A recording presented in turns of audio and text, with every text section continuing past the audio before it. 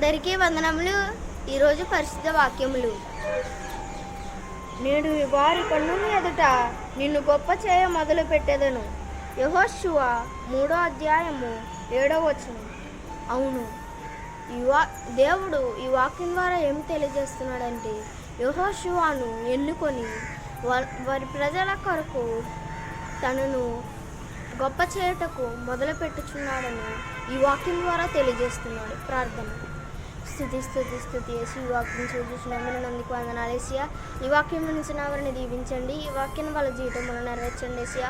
వాళ్ళకున్న అనారోగ్యాలు స్వస్థపరచండి ఏసయ్యా. వాళ్ళకి ఏ బొమ్మ కలగకుండా మీరు కాచి కాపాడండి ఏసయ్యా. వాళ్ళని ఏసయ్యా నాయకులుగా ఎన్నుకుని ఏసయ్యా వాళ్ళని మీ నామం ఏసయ్యా గణపరిచేలాగా ఏసయ్యా మీ ప్రజలను ఏసయ్యా బలంగా ఏసయ్యా వాడికి నీడ చేయమని ప్రార్థిస్తూ నజరేయుడైన యేసుక్రీస్తు నామములో అడిగి వేడుకుంటున్నాను పరమ తండ్రి. ఆమేన్. ఈ వాక్యం మీ జీవితంలో నెరవేర్చబడింది గాక. ఆమేన్.